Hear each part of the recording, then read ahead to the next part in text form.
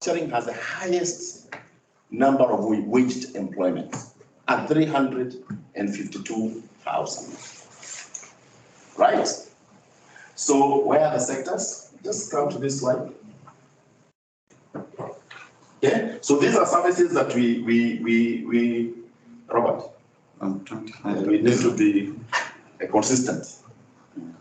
These are the services that we provide. We bring you together. We do policy advocacy. We do linkages, market linkages. And if you look at the budget process, what you're now getting to call the Finance Bill Finance Act, if CAM does not present the proposals to the government of Kenya, to the National Treasury, they will be seriously handicapped in terms of coming up with a budget.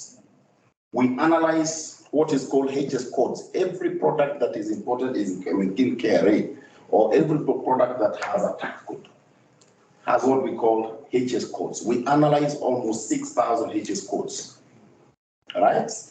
So that to make sure that whatever we're putting across to the government, they know why some items are zero rated, others sometimes they don't. Many times we disagree on many issues.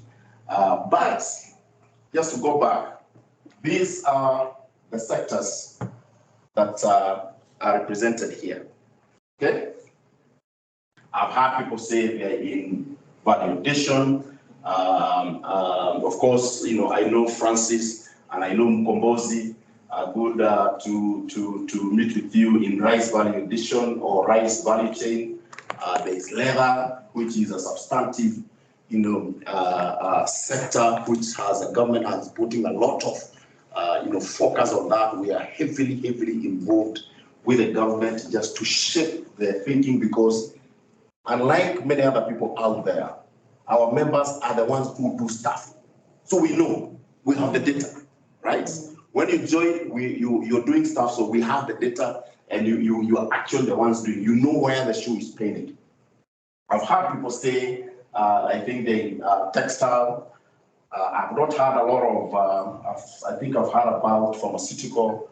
I've heard about mining and what you call BMC construction, where the fillers will be. I've heard about service and consultancy and agriculture and fresh produce, dried vegetables. So why would you want to join CAMP? Or why would we want you to join CAMP? For SME is not for us about subscription.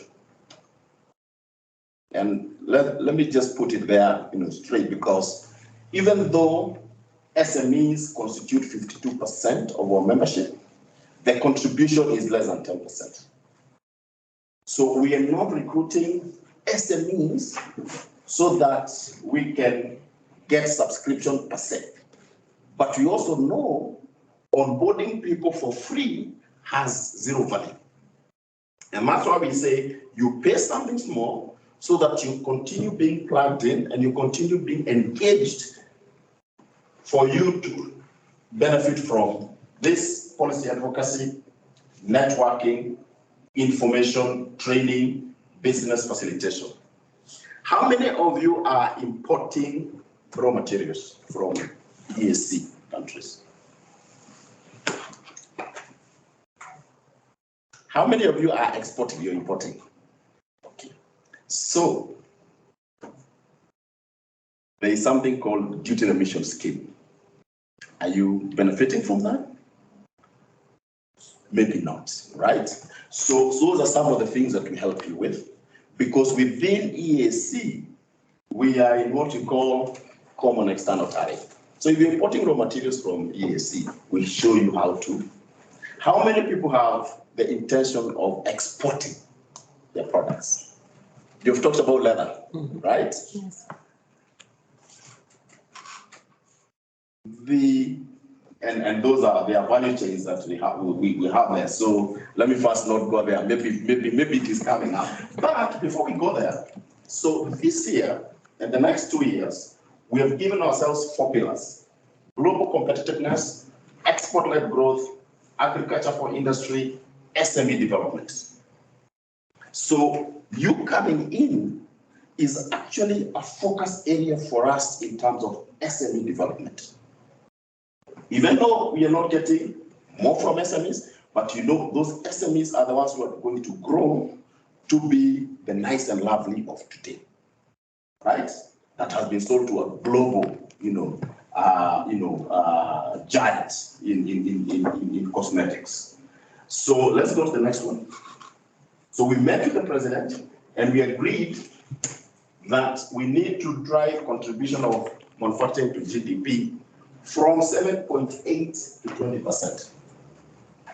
In our mind, we are very clear how to get here. And one of the key strategies is SMEs. Because you are employing more people than the people employed by the bigger organization. So the more we bring SMEs on board, the more we assist SMEs to not only sell to the bigger players, not only to sell in the local market, but also to access the export markets. That's why we have export-led growth. If it is Mkombozi, and I know we are a net importer of rice, but we can also import and export.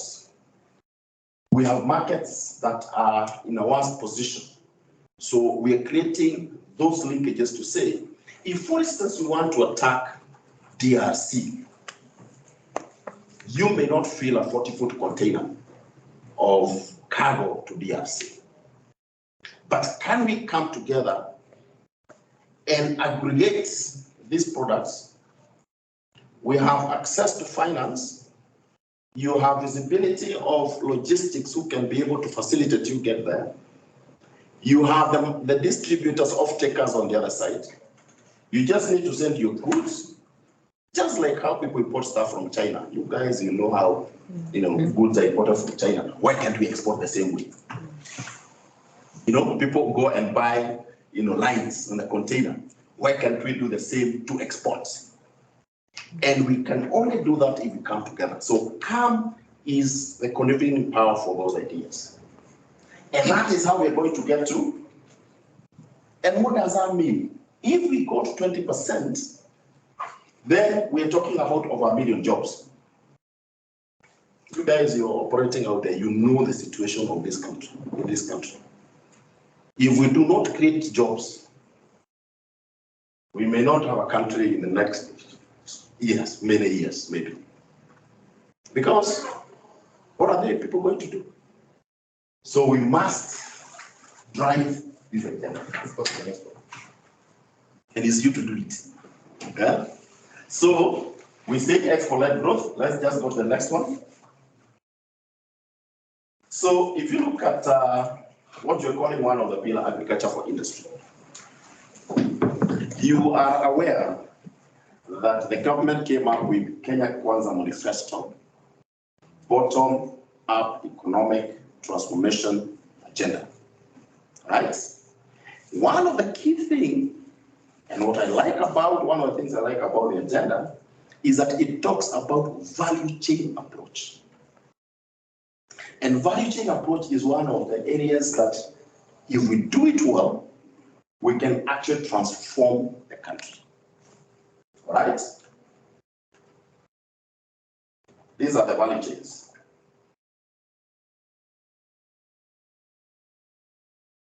Textile. Apparel to the US now is number 3 top exports from Kenya. People say coffee or avocado, not small. Coffee is like a third of the clothes that are apparels that are exported from EPZ in Athi River and Ruaraka. That is 60 billion. Coffee is 26 billion. Things like avocado, not yet, they are not anywhere there. But we are still scratching the surface because this is a 2.1 trillion global market. We're only doing 550 million. Leather. How many kids are going to school in Kenya? Almost 20 million, right? Because our population is very young. But we import all those shoes. Why can't we have people doing shoes, across the country? The government has even invested in a common user. Do you know that facility, Karioko facility? Yes. Yeah? Yes. It can do 1,000 shoes a month. How much are we doing from there?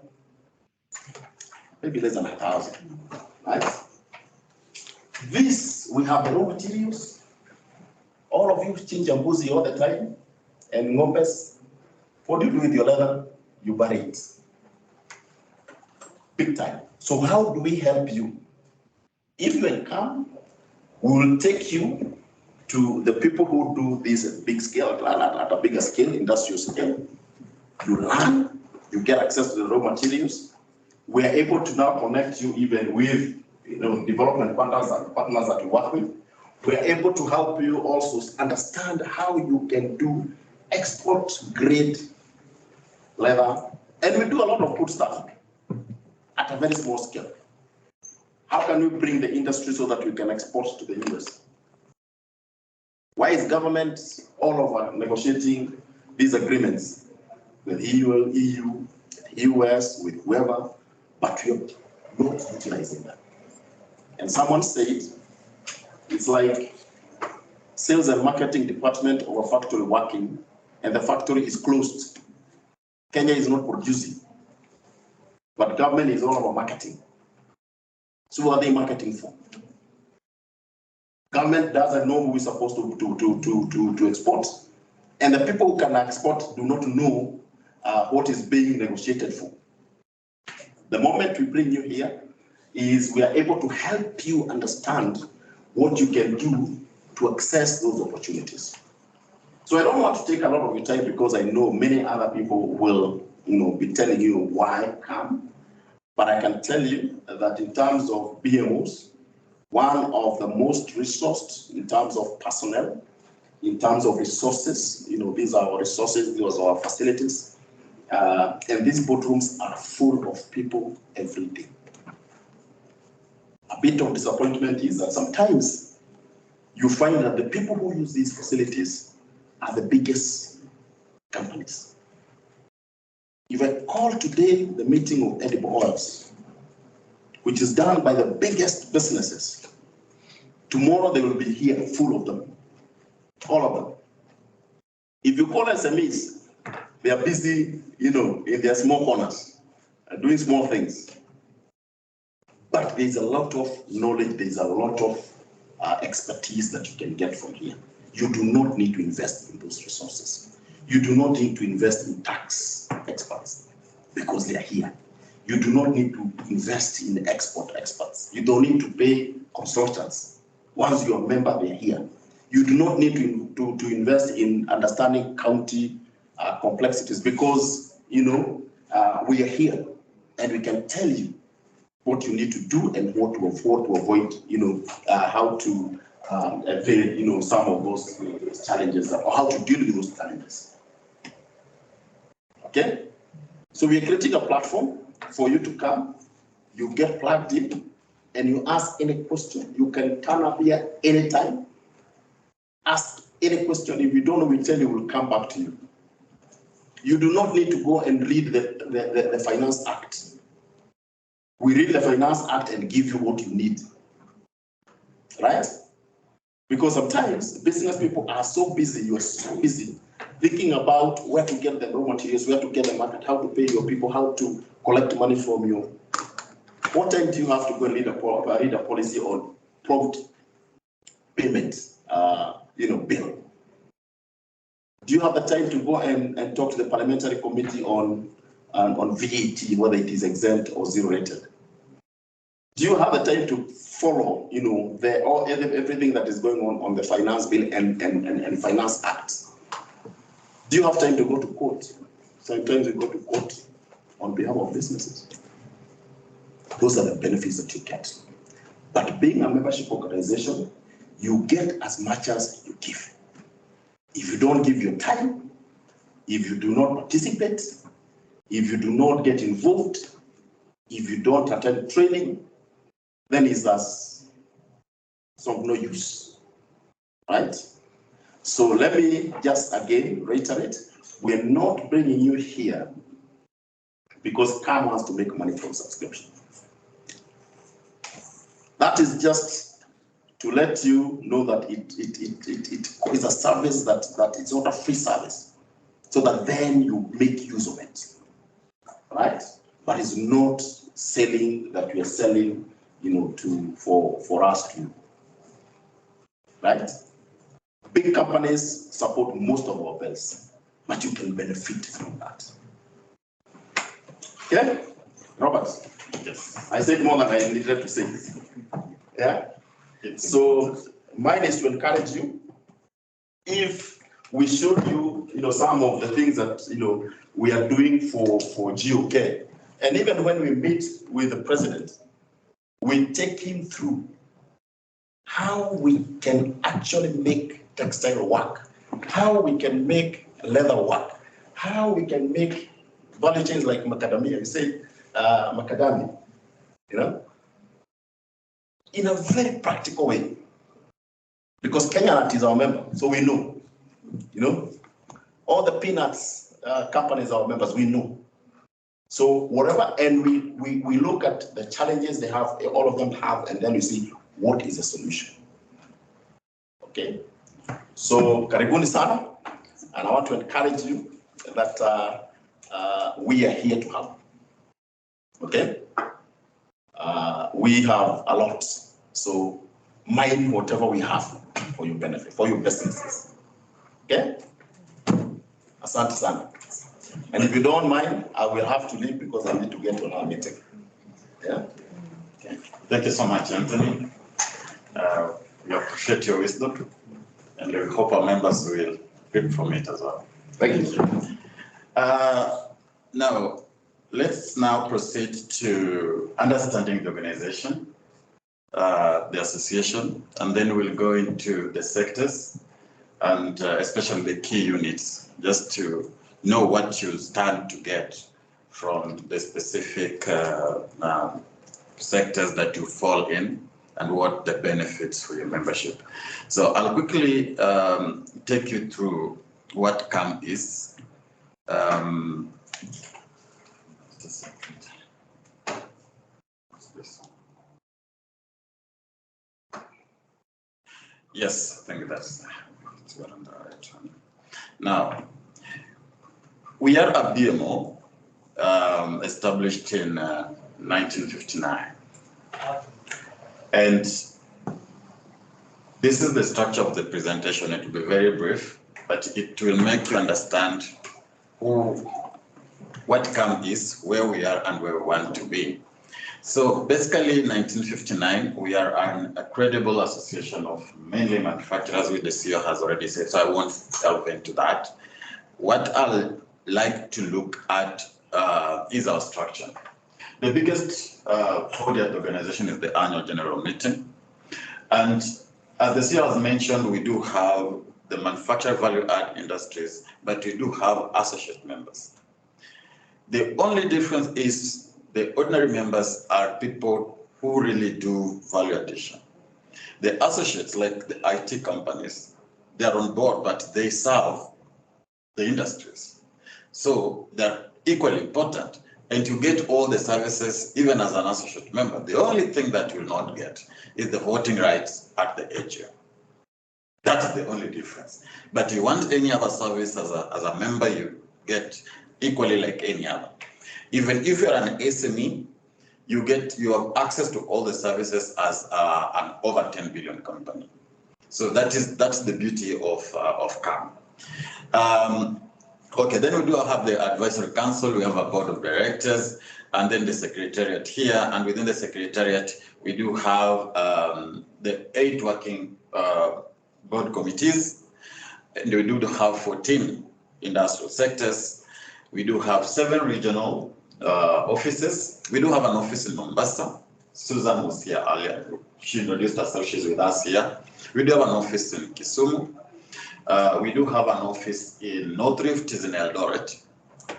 We do have an office in South Rift, it's based in Nakuru. We do have an office in Lower Eastern, it's based in North River. And we do have an office in Central, it's in Thika.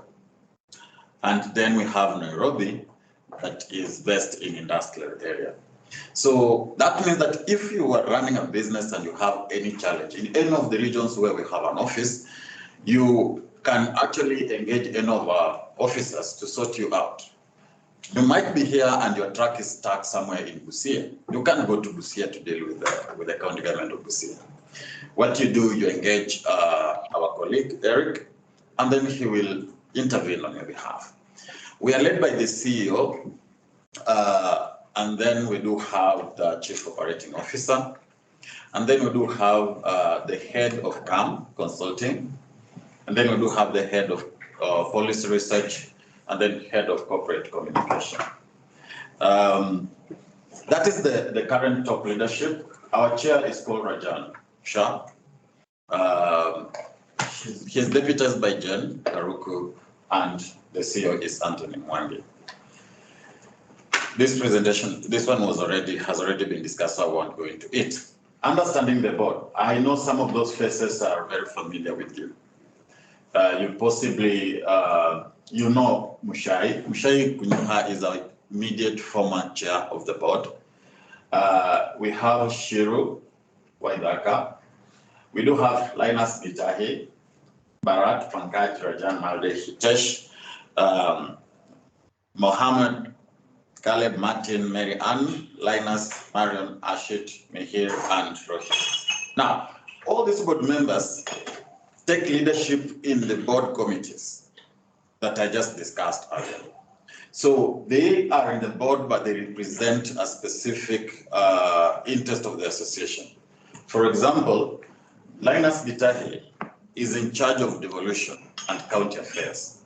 So matters to do with the governance, for example, in the county governments, he takes leadership in that specific area.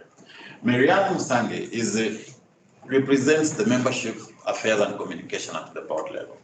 So that is your chair at the board level. So membership issues are escalated to the board through her. So tax and trade is headed by chair, that's Bharat Shah, and that's what it does. Yeah. Every year when there is a budget coming up, we do get hold of the document and we give our proposals on what is needed. And who takes leadership? It's through the Trade and Tax Committee. And below that, there is a unit. There are experts within the association that take leadership on matters trade and tax. So it's very diverse. When we're talking about the housing levy, when you're talking about import duty and anything tax related, then that's handled by Bharat. We do have legal and regulatory and illicit. If you're making a thing, your product, and then someone tries to copy it, pass it as if it's you, then we do have a committee that is headed by Mr. Rajan Shah that looks into it. So anything legal related has a committee that has a team of legal experts to guide the organization on what's best for our members. Energy issues, infrastructure and logistics. Power. Power has been on top of our advocacy for so many years, and this is led by Mohammed Rashid in Mombasa. So he does oversight on port issues. If your cargo is stuck at the coast and you're really not getting the support needed, then that is the person who really will intervene on your behalf to ensure that it's very clearing, it's very smooth and flawless. We also handle issues to do railway, ICT, power, cost, quality, and reliability. Environment is key to us, and you as a business, you really have to ensure you practice sustainable manufacturing practices in your farms, or else NEMA will be on your case, and I know you've dealt with them. So there is a committee that handles such issues, regulatory matters on environment, engagement on environment issues with the agencies, waste management, air quality, water waste, climate change, plastic waste. We're very familiar with this as manufacturers. If you are in that business, you know that that is very critical. If you fail to comply, then actually your factory will even be shut down. I've already mentioned about membership, recruitment, retention, and engagement.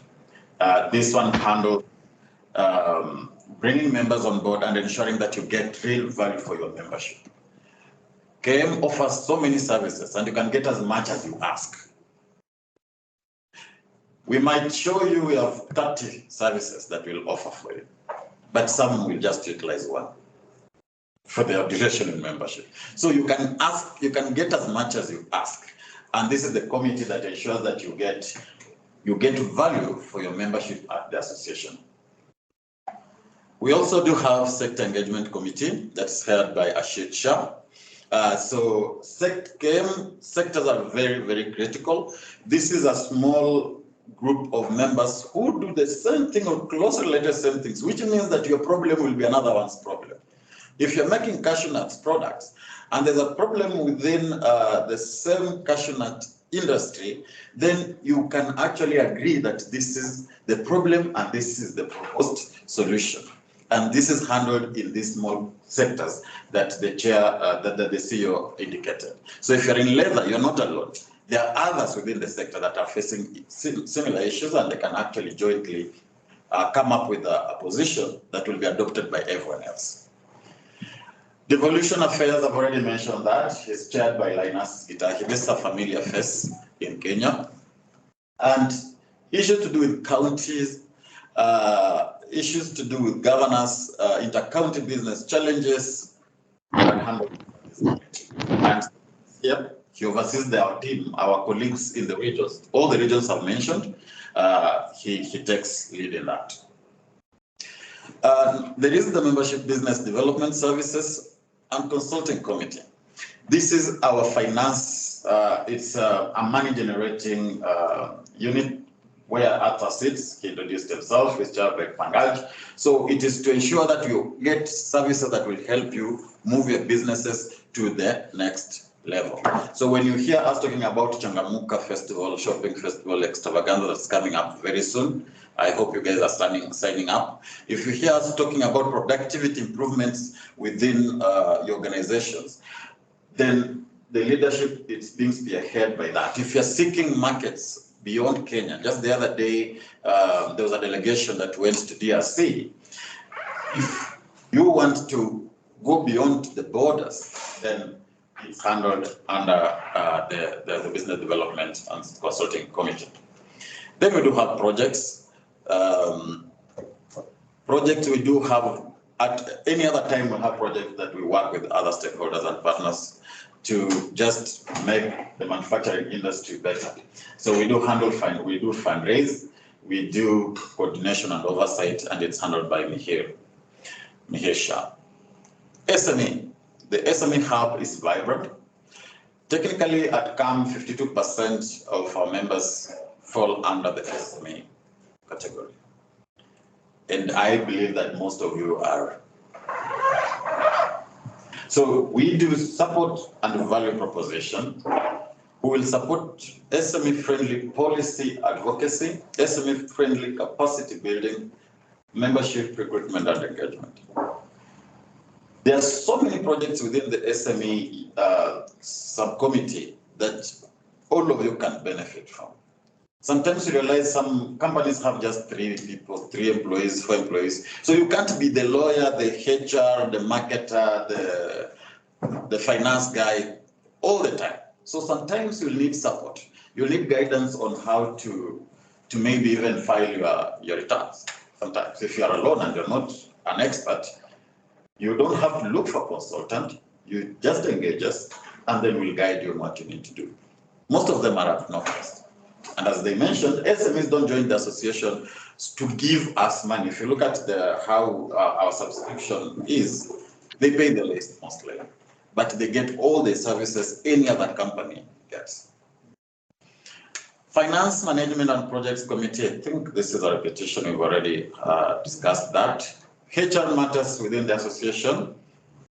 There's another committee there that's handled by Madam Marion Mwangi. And yeah, so that is the leadership as it stands at the moment. Now, the Secretariat. We are led by the CEO, who is Anthony Mwangi. We do have a Chief Operating Officer, Bwana Tobias Alando. He was not able to join us today. And then we do have the head of units. Dr. Njohi is the head of policy, research, and advocacy. So under policy, research, and advocacy, that is where legal also falls. It handles all those policy issues, tax interventions, anything that is pro-industry, and engaging government on a day-to-day basis to find solutions on mutual, on issues of common interest. Then we do have Joyce Njogu, who heads the Camp Consulting and Business Development Unit. This is where trainings are handled. This is where energy audits are handled. This is where expos are managed. This is where trade missions are handled. So any matter relating to consulting and business development for the association is under that unit. And then communication is at the heart of any organization. We have to get our word out there, and that is being led by Bwana Lawrence Jenga. All these people now have the managers below them and officers and executives. It's a chain. KEM has employees around more than 70 employees. So that's the leadership up there. Now, I think as I've been going through, I've explained what each unit now does, but I'll quickly, as you can see, that is what we do. We do have policy advocacy. So we try to find solutions based on facts. So we'll do a research and talk to government on facts, not hearsay. If they say that they want to increase, let's say, VAT to 30%, someone has to tell government that's impractical. And these are the facts. So it's handled under policy and advocacy. Then I've already explained communication and marketing. Then I've explained membership and governance. Membership and governance is where we fall, where we now take care of your needs. I might not be a policy expert, but I'll pick your issue and tell the team in policy that this is a problem that is facing this member. So they'll advise you because that is their area. If, like, for example, you have issues at KEBS, there is an officer who handles KEBS issues. If you're having problems at KRA, there is an officer who handles KRA issues because there are other people there that they work with. So, and then we have consulting and projects.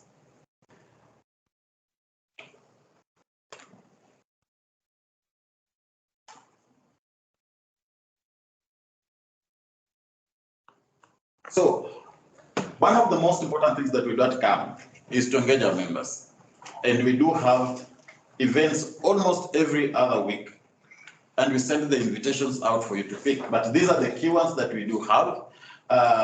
Every year we end it with a cocktail. And we do have the bi-monthly board meetings where we deliberate on the issues. And then the AGM is held in June every year. We do have the Changamuka Shopping Festival that is coming up in September. And then we do others just pop up. Like if the finance bill has been read, then we have to bring members together to just understand it. All right. So that is an overview of the association. I'd like to quickly proceed now to other units. Policy research. Baraza. Okay. Kindly. Yes, sir, let me stop.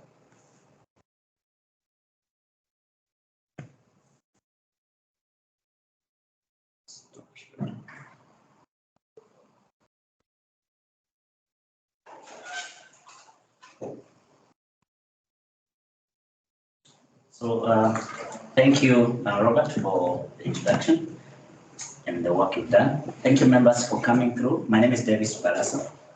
I am going to be representing the PRAO because Robert has explained to us the details of how it's structured, and we are one of the units that is very critical for you. And so I'll be covering a few areas that are beneficial to us. And so, and I also will have a chance for us to ask questions at this point, Robert, if you allow. I will begin by showing us this small photo. I don't know whether you have ever seen this photo. These individuals are different. What is happening with the two photos? What is different? What is different? There's an age difference. Any other attribute? Time. Experience. You saw a different thing. I didn't see that. The other one is Stress. So what I want to say here is that really KM is here to help you navigate the trail of trade and business, because you can see these two guys, you begin very excited, very young, enthusiastic, but see how you can easily end up if you don't have the right networking and the right people to work with. So we are going to try and unpack a few things that we work with you to ensure that at least the stress levels can reduce and the age can also go slower. So that's how I've structured my presentation, and I will also highlight a few benefits that you will actually can pick up today and begin to enjoy. This one has already been presented by the CEO. Obviously, you know that we are looking at growth and we want to grow together with you. And PROW is the area where this is done, particularly to ensure that the specific issues that affect members are covered so that then the manufacturing sector can grow as is expected. About PROW, PROW is a policy research and advocacy, as has been said, and it's headed by Job Wanjohi and deputized by Miriam Momet. They are not here with us. And then we have got the four departments under that. And the departments, one of them is legal and regulatory, which is headed by Ruth. We have sectors, which is headed by Jackson Ward, is not here with us today. And then we have trade facilitation headed by Abel, and research and policy is headed by Dr. Simon Gibuku. So I will unpack this just to show us what goes on in this and how do you plug in as individual members when we go forward. To begin with, the sectors. Sectors is what the CEO already presented. It's a wide scope, nearly to cover everything that is about manufacturing, including the last thing which CEO mentioned, services. And how do we cluster these sectors? Because we have mentioned, I've had people who are doing fresh produce, I've had people who are doing cosmetics, I've had people who are doing building material, and all these are based on a few parameters. One of them is the primary processor. We've got those who are doing the very raw conversion from the very raw form to something that is consumable. We have got the process uniqueness.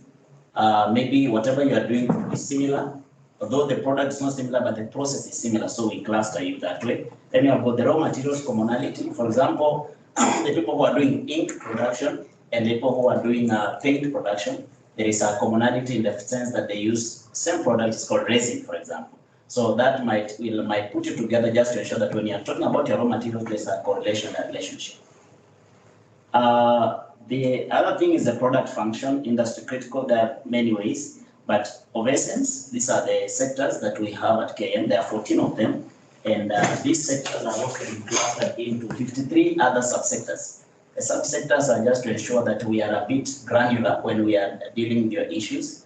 For instance, if you talk about people who are doing, if you say, for example, paper and the paperboard, which is a sector, under that we have people who are doing paper bags, we have people who are doing cartons, we have people who are doing craft paper millers, like Webuye and Paper, the former Webuye and Paper. So all those are sectors, but then we break it down just to ensure that we are able to attend to your needs specifically. For instance, I've had somebody who is doing cosmetics, and cosmetics is under chemical sector in at KM. But you realize that if we stick at chemical, you will meet so many people who are making industrial chemicals, agrochemicals, they will be in chemicals. But you might not be able to relate. So we break it down further so that cosmetics meet with other cosmetics players. And also, of course, as you can see the photo there are many, many things we do, including timber, we have got cereals, we've got energy and electronics, automotive, all of them are in that category. Under sectors, we provide 5 key services to you. Number one service is to ensure that, for us to ensure that we are not losing track, we have statutory meetings that we must conduct 4 meetings every year. That is quarterly meetings for the sector. The reason for this is to ensure that each member can have an opportunity to present their very specific issues that are affecting their factory, their company or their business. And then those issues are collated and advocacy is initiated. If it is to engage a government entity or if it is something to engage another business, that's what we do. We also track those issues. Once you submit your issue as a single member, I met someone who said that now me, I'm small. My turnover is just about 100,000 per month. How do I be able to speak to Unilever, for example? Or how do I be able to speak to Toyota Kenya? And we want to tell you that every issue is tracked independently. That's why we maintain sector-specific trackers that are specific to members. So when you give us your issue, we're able to track it until we close it. And if you can never be overshadowed by a big player. And then we also convene engagements with governments, as the CEO had explained. We met president, we met ministers, we met various entities in government. We also, one of the critical things we do, because I saw from some of the expectation, is business networking. The thing we do is we ensure that there's business-to-business engagement. For example, I saw somebody who wanted to start making pencils, and these pencils need to be packed with some paper wrapper.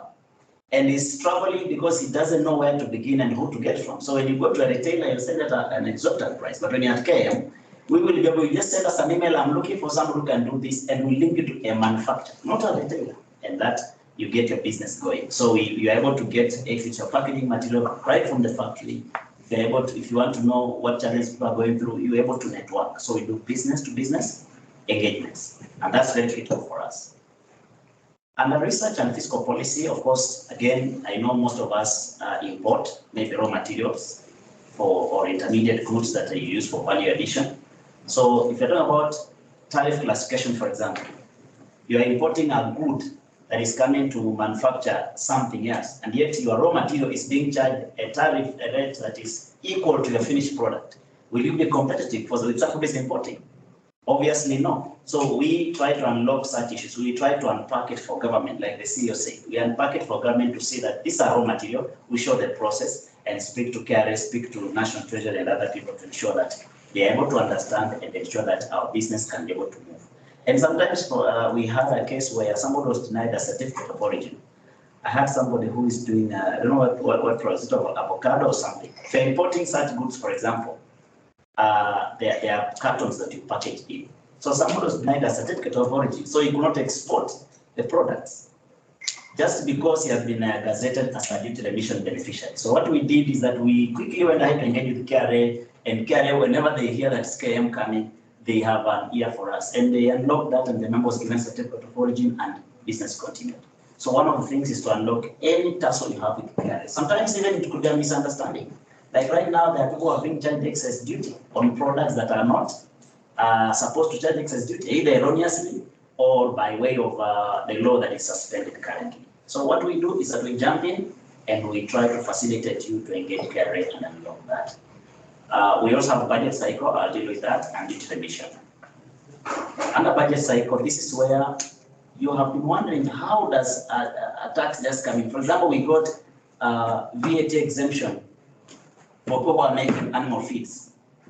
On your inputs and raw materials, whatever you import for making animal feeds now is VAT zero rated. Do you think government knows how these things are done? It's come that, let me use the word schools them. It's actually the one who takes these things there. And then it's from there that they see, and then they understand, and then they are able to adopt. So it starts here. So each member, you present your own specific issue that could be fiscal policy related. Every year the Finance Act is read, and it affects manufacturers big time. So unless our voice is there, we shall be finished. So here we request members to submit budget proposals. Members, not big or small, all members. And then we do submission of budget proposals to KM. You submit, we go through them, we collect them, and then we validate. And finally have a board committee which we call Trade and Tax Committee. This Trade and Tax Committee is purpose just to balance. For example, if you're asking for duty remission, maybe you're asking because you don't know that so-and-so is producing. So we ensure we balance. If somebody is producing, we tell you, no, there's no need for you to import because this guy is making it. Then you come to the table and agree. Once we agree, we either drop the proposal or we take it forward. Then we take it to the National Treasury, Minister of Industry, That's where the finance bill is prepared. Then finally we get the bill, we get participation, parliament, and finally it becomes an act.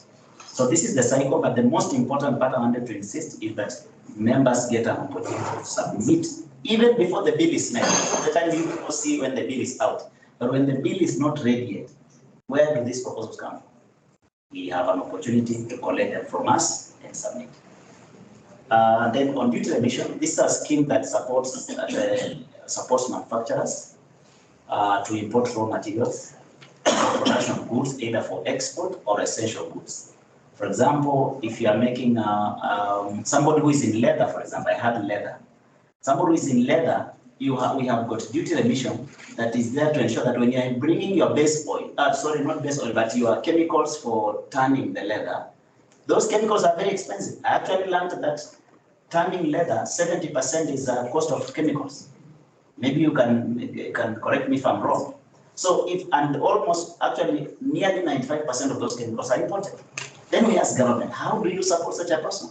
And you are charging 25% or whatever the duty on those products. So what we did, we requested government to give duty remission. Duty remission is a scheme that is beneficial only to manufacturers. Only, underline the word, to manufacturers, not traders. So you bring your goods, but when you come and you say a manufacturer and your registered KM has given you the clearance, the minister has gazetted you, you get the same products at zero duty when you bring them for manufacturing purposes. So this is something that I want to encourage all of us to look at it. If any of your products is in the list, and some have actually not been listed here, these are just some of them. We've got paper for textbooks, blue white textbooks, sugar for industrial use. Majority of us some could be using sugar. I don't know who, but some could be using sugar. There is sugar industrial use, which you import at 0%. We've got iron and steel. I had somebody is doing aluminium. I'm not sure if that is beneficial, but we can engage further on that. We have got people are doing diapers, sanitary pads, people are doing cartons and boxes for flour exports, for example. People are doing export of flowers or fresh produce. By the way, this is very critical for you. When you go to your supplier of cartons, asking him that you want to benefit under duty remission, as long as your goods are for export. And then he will guide you. And if he doesn't guide you, come to us, we'll be able to provide for you the way in which you can benefit from duty remission so that you get those cartons at a subsidized price, not the price that you otherwise pay. So there are many other things there. I'll not mention all of them. Motorcycle assemblers, there's import duty there that is subsidized under duty remission, and many, many others. These are just a list that I'm just listing for us here. And then trade facilitation. Under trade facilitation, we have what we call, we have various schemes to support businesses. Number one is what we call the industrial spare parts scheme. This one is given under the ESC, it's called the ESC Customs Management Act. So the Customs Management Act provides that when you are bringing a spare part, it's like I went to a factory that does leather, and there are these sharp knives that you keep importing to replace in your machine. And they're being charged for that, but you know that there's a scheme like that. When your spare part is finished, you can approach KM, there is a due process that you follow, and then you're able to get the spare parts at zero duty, because you are bringing it not for home use, but you're taking it to just repair a machine, so long as the machines are classified under Chapter 84 and Chapter 85 of the ESCCT. So this is also a program that is very beneficial, and manufacturers are benefiting from it. If you are not, please take note, don't pay too much when you can pay less. As we said, you remember our photo, your stress levels could reduce. Visa and work permits. Sometimes you need expatriates, people who are skilled labor to come and support you on particular assignments. For example, you're installing machines, or you want to undertake certain technical, for example, those who are in the energy sector, you want technical personnel who are coming to help you on establishing that business. We help you process visas and work permits for such individuals. It can be a hassle if you try it yourself, but KM has a center and dedicated officers just to deal and support members on visa and work permits. Of course, many other things. The next thing is, of course, we have got business information on trade arrangements, like, for example, the AFCTA. By the way, we are currently operating under the ESC Customs Union, but you may need to know that there is FCTA coming up, the African Continental Trade Area. This one is going to be massive. Already there are conversations going on. You know how the president has been talking about it. So So we ensure that we keep you updated on what is happening. There are some products already that whose duty is supposed to go down. And if duty comes to zero, then you can be sure that if you're not competitive, you'll not exist in the market. So our work is to coach you, to work with you to ensure that you move up the ladder in terms of competitiveness and ensure that when any regional agreement comes into force, you are not affected, you are not wiped out of the market. So that is about the EAC, COMESA, SADC, FCTA, AGOA, and many other trade agreements that are entered into. Sometimes mnazisikia tu kwa news, but here we will keep you updated and we'll track it for you. And then we have got business facilitation services, I've already mentioned. Then the trade negotiations, we also do those for members. You can see, for example, the photo there. You can see that a part of the team there on the front page is our KM leadership. Rajan Malde, who is also part of the TTC there. And this meeting was, the president was the one addressing. If you remember the Presidential Economic Forum, this is where we were. And we were able to present, use our CEOs there and many others. Legal and regulatory, and as you know, we are already approaching to the end of my presentation. So if you have a question, of course, you should be noting. Receive alerts on the legislation. For example, there is those who are in cosmetics, you know, there is what they call the Kenya Drugs Authority bill, which is ongoing, and they want they are trying to see whether they can take cosmetics to be controlled by the Poisons Pharmacy and Poisons Board. That will be something massive, but unless our voices are on the table, it will happen. Okay, but sabuni is controlled by the Poisons Board. Will you survive? Because they'll have to, there are those stringent measures they have to take. If you say this one is going to prevent anti-aging, they will tell you to quantify. Tell us how much is it going to cost, because it's like a drug. So this is some of the things that we keep you updated to ensure that you're not found off guard. We've got things to do with the amendment of legislations, for instance, the finance bill, which we have already mentioned how we participate, and other legislations. All legislations that go to Parliament, KM is spot on to ensure that nothing goes published without engagement of KM and its members. Some of the wins that we have achieved in the past and even recently, we have got, for example, there was a proposal to introduce excess duty on pasta and sugar confectionery. But now we, after our lobby and our advocacy, we were able to make sure that the excess duty is now retained only on imported pasta and sugar confectionery. We're also able to get duty remission through the EAC Gazette that was published in June this year. We'll get duty remission on the raw materials and inputs from manufacture of animal feeds. We've also gotten VAT rating on the same. If you want the same, you're not supposed to pay VAT. We have duty remission on packaging material for export of fresh produce. This one again, I know many of you could be paying high duties. Please take note that if you import and it's for export, we have a scheme that supports you on that. We've got a VAT rating on coffee. I had someone online talking about coffee and tea value addition locally. You may already know that KM, through our engagements, government has been able to give us that zero rating. So if you're importing, if you are buying tea for local value addition, you're not going to pay VAT. And so that's a good thing also. And zero rating means you can claim your VAT, input VAT. If you add your input VAT, you can claim it. And then you have got a protection of local textile tie manufacturers. So when you import, you're going to pay a higher duty. So they have been protected so that they can also be competitive. And then recently we also got a win. The KRA stopped implementation of excess goods management system on cosmetic products. It was something that was supposed to start on 1st of July. Many of you may know or may not know, but our engagement we pushed and ensured that that was not done. And so it is stayed for now, and we are still engaging them to ensure that it's scrapped off completely. And many others, these are just samples that I've been able to put here because the presentation is not too long. And many others, and you might also ask specifically if you have any that you've been of concern, you can also ask, but we will support you on that. Finally, these are some of the reports that we have been able to give to release out of our research and policy work.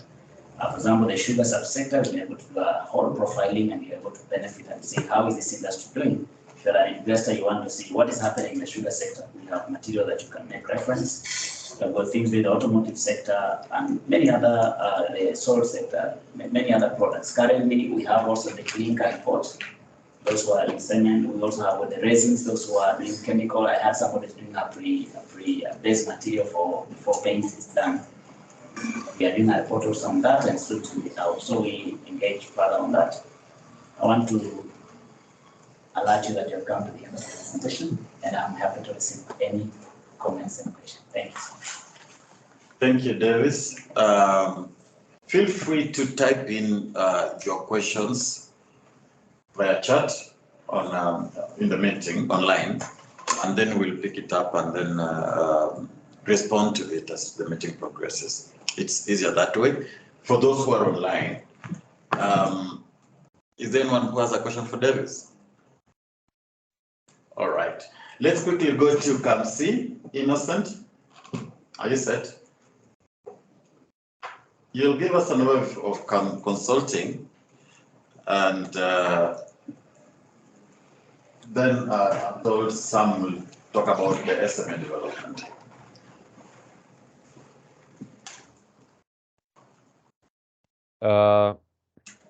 Thank you, Robert. Good morning, everyone.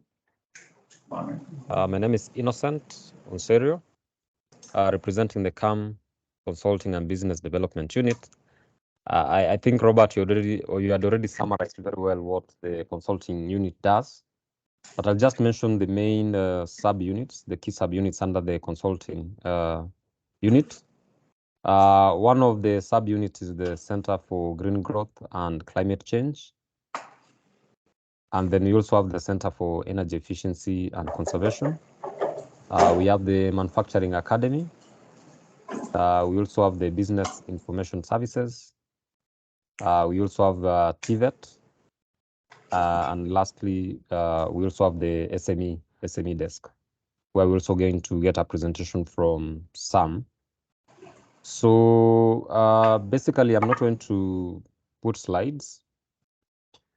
So when we talk about the Center for Green Growth and Climate Change, our focus is really supporting our members to do sustainable manufacturing, of course, with the view of making them as competitive as possible, not just locally, but also even in international markets.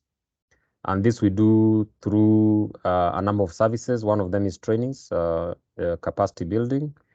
We also do assessments. Some of the assessments could include energy audits, and we have done quite a number of energy audits, over 1,900 so far.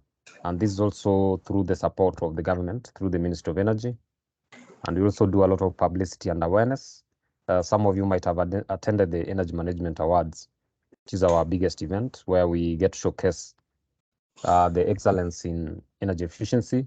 And then, of course, we also support policy advocacy through giving the technical data and information on the various issues, climate change, green growth, energy.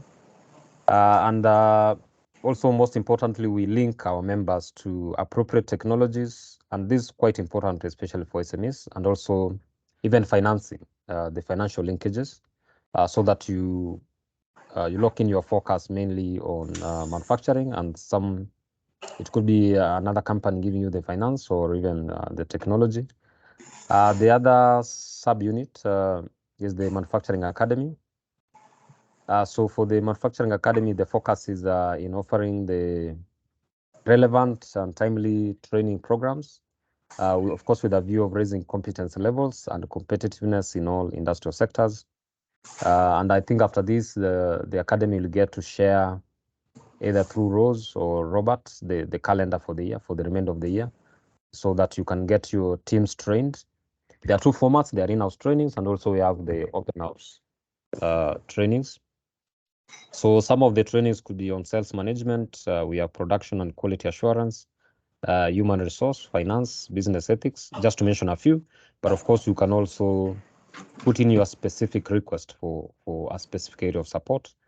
And of course, we're also doing this in partnership with other trainers and training institutions. And from the government side, we have NITA as one of our core partners. And then for TVET, really the focus is on skills development and also linking industries to skilled technical labor through skills matching. So if you are a company and you need a specific resource, could be an electrician, a plumber, or any other skill, the TVET desk will support you on this. Currently, it's mainly donor funded, but of course, as we grow it and to ensure sustainability, we'll also adopt maybe a model which is a little more commercial, maybe charge a small fee, of course, with the view of supporting you as the members even much better. And of course, there are events where you can be able to attend as a manufacturer, more of job summits where you can be able to get the appropriate candidates for the specific open positions you have in your company. And then for the business information services, the main focus is strengthening and scaling up trade promotion, export market development, and of course, internationalization programs to enhance industrial growth. So the BIS desk also does trainings, especially regulatory trainings, could be in form of webinars, seminars, and also is championing the industry 4.0. The desk also supports in industrial exchange visits, trade fairs, and we have expos locally. And also one of the biggest events and the flagship events is the Changamka, and I know some of you have already attended this.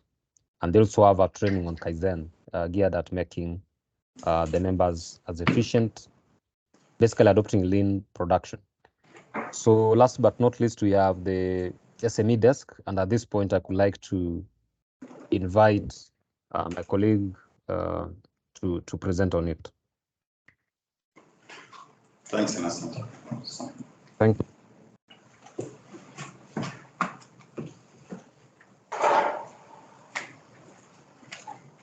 Thank you. So I'll be dealing with.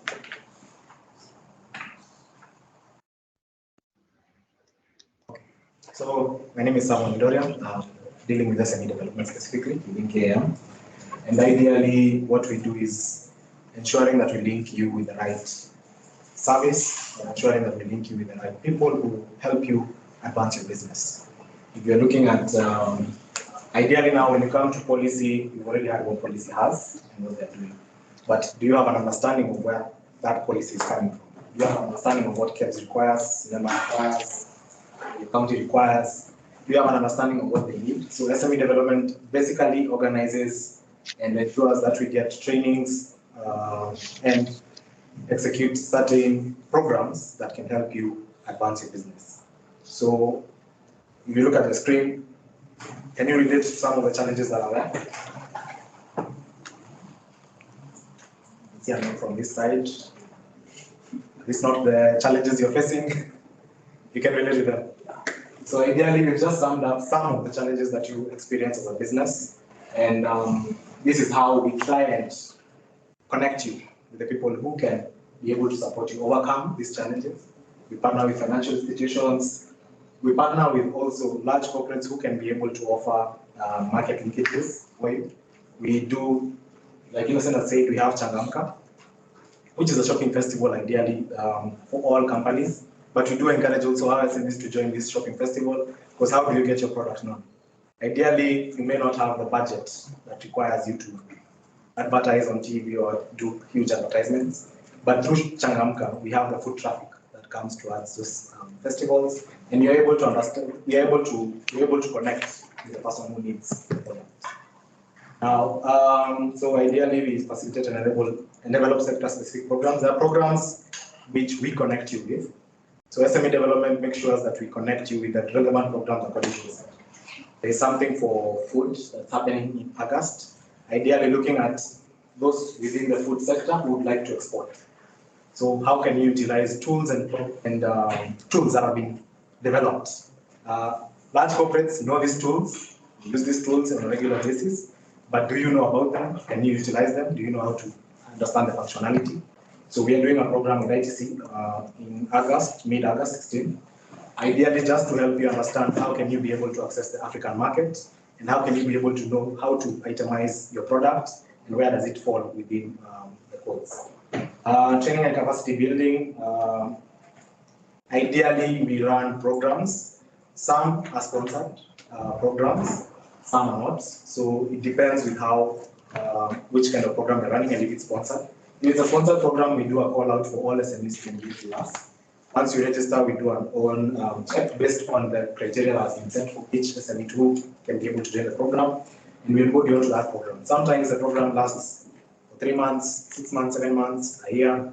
So it all depends on how we engage with you. Then policy, ideally, when you channel your challenges, we go to the policy. So we do have meetings for all the SMEs. We call out all SMEs to come and meet us here or at a specific venue, and you indicate your challenges. Do you have challenges with CAPS? Do you have challenges with NEMA? Do you have challenges with logistics? Do you have challenges with your own governance? Ideally, what are the challenges that you're facing? Sometimes it's thematic based. It can be a market access meeting. It can be a logistics meeting. So ideally, when you come, you just tell us these are the challenges that you're experiencing. And then as SME, we compile all the challenges that you're facing and now share it with our policy team. And we now start engaging the relevant bodies. Be it that we need to engage CAPS, do we need to engage NEMA, do we need to engage the counties? How do we engage all of this? And what's the basis of the engagement? So you see, I need to understand what is the challenge, what are the possible solutions. Sometimes when solutions come from your end, it doesn't need to come from us, because based on the challenge you're facing, you know what the solution might be. If you tell us, if 5 of you say this is the solution, and we do our own analysis and find out that's the solution, we just approach with the same solutions, and now we work around how that solution can be executed within the various agencies. So in terms of programs that we run, so there are capacity building or capacity development services. Now it depends on the definition of SME. I think we all have very, very different definitions of what. I think if you move around the country to the different organizations, you get a very separate classification of who is an SME. So this is our own KM definition of SME. Micro is below 10 million, and ideally for anyone within this category, we have startup support programs, we have financial literacy programs, business rescue advice, SME bootcamps, and mentoring services. I'll talk about mentorship in a minute. Acceleration, ideally is for SMEs who are within 11 to 100, market linkages, financial linkages, study tour and trainings, standard and certification support, mentoring and coaching. And then media, that's business growth program, value chain linkages, financial linkages, and export market linkages. If you look at those categories, ideally just covers how the business is growing towards the next stage. So we start with startup support, we move to your linkages, then we move to also export market linkages and financial linkages. KM has partnered with a number of financial institutions and other financial institutions being debt, equity, and also looks at how we can be able to tailor-make products that fit manufacturing. I think that the unique thing about being within the membership body of KM is we are sector-specific. It's manufacturing. Ideally, this means that challenges that you're facing are ideally in a similar nature, because other bodies, we might be all in the same, but ideally we're all in the same basket. But manufacturing is manufacturing. It has its own set of challenges that are unique. So those unique challenges are now, we are able to now work around how we get possible solutions to that. And being that recognized, it also helps us in terms of how we engage with. So in terms, and then policy, ideally that just looks at the various challenges you might be facing from a policy perspective. Now we have specific programs that you can join as soon as you join our membership. These are things that ideally will help you now start understanding how we work as KM and how we can be able to support you. Now we have a retired expert program. So we have access, ideally KM is able to access experts who have been within manufacturing for a longer period of time. They may have retired, they may be still working, but these individuals are have a knowledge. I would call them what? Knowledge hubs. Basically, they have a lot of knowledge that they can be able to share with you. Now, all of these experts usually are volunteer experts, KM. So ideally, they're within this program as a volunteer. And the aim of the program is ideally knowledge transfer. So these experts can come to your facility for a period of 2 weeks. Now, yes, they are volunteer experts. However, there is one cost you might incur, or you can incur, which is just facilitating the experts to move around, to basically come to your facility what they do within the day, so their lunch, and then back. Just their transportation, their logistics to get to you. That's the only thing you might cater for. And they come in for 2 weeks. So it can be a quality, to support you with quality control, to support you with financial management, to support you with any aspect of the business that you feel at the moment you might be having a challenge or you might be experiencing a gap. And this expert has been there for a while and can be able to help you understand how to link those two things. Then we have mentorship. This can be with an expert.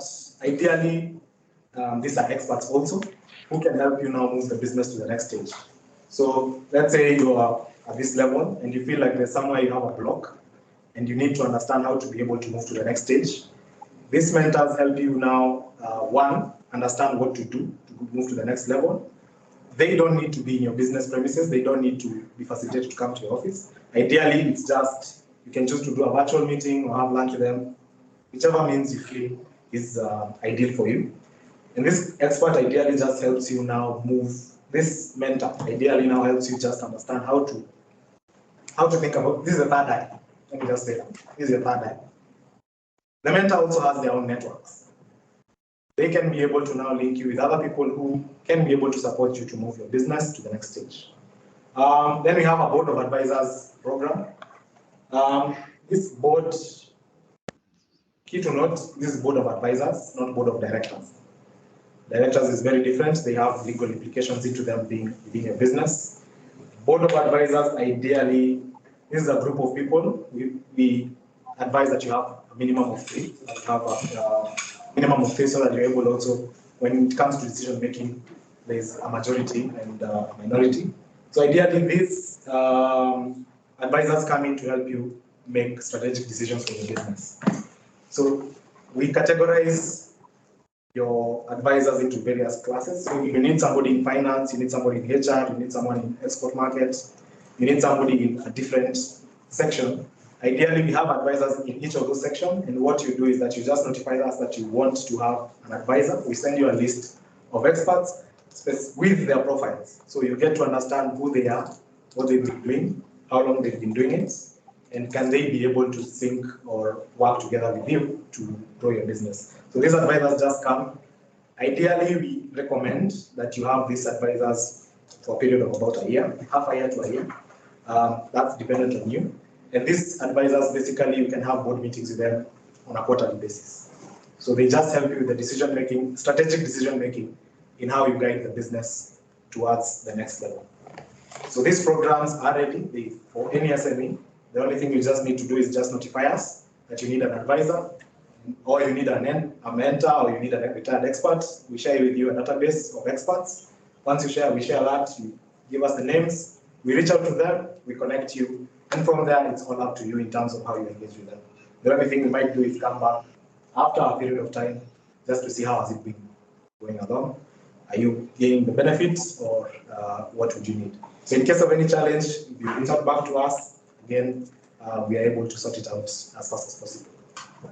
Now, and then within these programs, there's still an SME hub. Ideally, you can join our SME hub as soon as you're a member and be able to get communication of any other programs that may run. Some of the programs are ad hoc, they're not planned, but okay, they are planned at the start of the year, but they're ad hoc in terms of when they are starting. So if you're within our SME hub, you get to understand all the other activities that we may be doing within the year, and you can be able to plug into each of those activities. So some of the programs we've done in the past, especially in the last year, we had an innovation program, ideally that was supporting 50 enterprises in developing growth and innovation plans. This growth and innovation plans ideally meant to make these businesses ready to get financial linkages or investor ready. They're basically investor ready.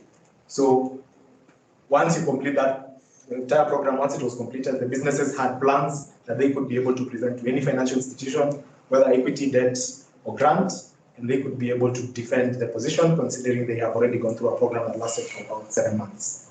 So it covered all the way from sales, financial management, to your good manufacturing practices, to the strategic decision making. All those aspects were covered, and then they were assigned a coach for a period of 3 weeks. 1 week should be physical, And this coach was able to help them rethink and relook at their plans and see how they should be able to grow to the next level. In terms of financial linkages, we had an investor readiness forum, one last year, another one this year. Ideally, for this investor readiness, it's more of a training and a linkage platform. So we share, once we share the calendar event and you come to the event, you get a training as to what investors look at, especially equity and debt, and what they need to see from the business so that they're able to allocate resources that can be distributed to the business. And then we do a linkage, live linkage in terms of having those investors, equity, debt people within the building and within the room, so that we're able to have a one-on-one discussion with them. Some of these companies, ideally, you may not get to know them from a Google search, but they're there. And they are there and they are ready and willing to invest in businesses that have the potential to grow. Then we had a trade vision to DRC earlier on in the year, as I was mentioned. And we had a number of SMEs going to that trade mission to understand how to get, to access that money and what they need to do. It's good to note that already, after that trade mission, you already have 2 SMEs who've already started. So you see, it's just a matter of how. We had about 10 and 2 have already started exporting. So it's good to know how, it's good to join these trade missions because the export market is ready. The market is there. The only thing you need to know is how to link the various items that you need to do to get to that market. Then we have the exhibition. So in terms of activities that we look at, this is just short, a few programs that we have lined up for the remainder of the year. We have a contract manufacturing forum on Thursday this week. We do have a retired experts program. Ideally, this is now where we do the live linkages to the retired. So we'll be doing a call to SMEs who require retired experts, and then now we can be able to do the linkage. Same case for mentorship. Then we have a business growth program, especially for those within food processing sector. We should be able to start that soon. And now Changamka, that's towards the end of October, start of November. So ideally, how we look at SME development is just helping you push to the next level or move to the next level by linking you with the right people at the right time when you need them. Thank you. Thank you, Sam. I know that resonates with most of the members here. We hope that once you're on board, it's going to be very easy for you to maximize on the services that have been highlighted. Let's proceed to communication briefly. I'm not sure who is online. I've not seen Grace. Anyone from comms?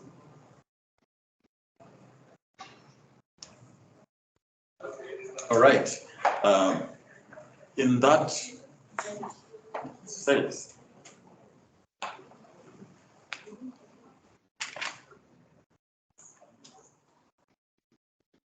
okay, we are being joined by Silas from communication. He'll just take us through what they do for the association and lenders.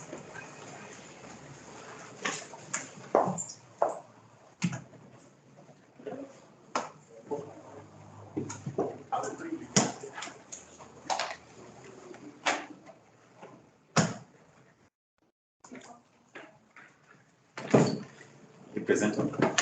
Yeah, no, I'll just talk us through. Okay.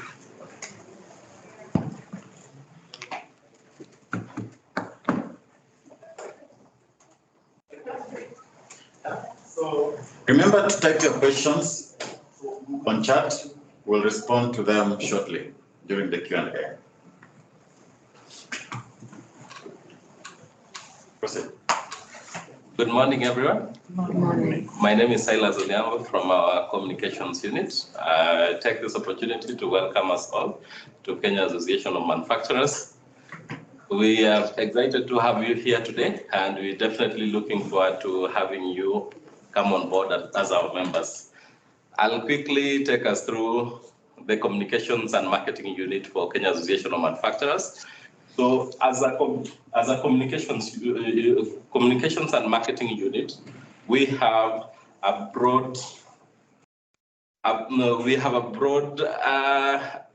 a list of activities that we do. So of course, number one is keeping in touch with members by making sure that you are updated on every single activity that we engage on as we engage in as an association. So I know you've been taken through the other activities that happen in the other units. So ours is to make sure whatever activities are happening, whether it is in the communications unit, whether it is in the membership unit, whether it is in policy research and advocacy unit, you are in copy of everything. So for example, our policy research and advocacy unit will engage the government and probably discuss certain aspects of certain bills that are set for debate and implementation.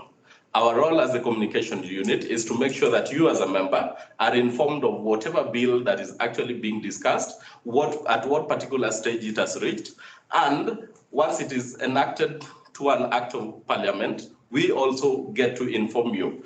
In most cases, we go further to make sure that we further explain the implication of that act in your day-to-day operations as a business. So of course, that's one of the areas where we will be integral in terms of making sure that you are able to get value as a member of the association. So apart from that, of course, we normally have economic updates that we make sure that as a member, you have at your fingertips. That is from the day-to-day industry news that are on our local dailies. We'll be able to share that with you every single morning by 11 a.m. So what we do is we pick news from the sea that we have, which is our media today, and synchronize it to what is useful to you as a business, and put that together in a communication that we are then able to share with you. So apart from that, also just to mention, there are other activities that the association engage in that are aside from that. So for example, if you're going to be having sector forums, as a communications unit, we make sure that you are adequately appraised in time on the agenda of the meeting, and as well the timings for such meetings. We also normally have other forums, like maybe we could have a breakfast forum, or we could have engagements with partners that require member participation. We make sure that you are actually appraised on the same. Apart from that, also our engagements with any particular partner, we also make sure as a communication team that you are able to get such information in time. Apart from also the communication bit, the department is called Communications and Marketing Unit. That means there is the marketing bit. So the marketing role within our unit ensures that as a member, we are able to help you get access to markets. Access to markets in the sense that we organize events, like we have Changamka Festival coming up. As a unit, we make sure that the festival is actually organized and meet your expectations as a member, and we make sure that you are also informed so that then you are able to be part of them. So apart from that, we also have, sometimes as a member, you can request that you'd like to have a custom session where we invite specific members.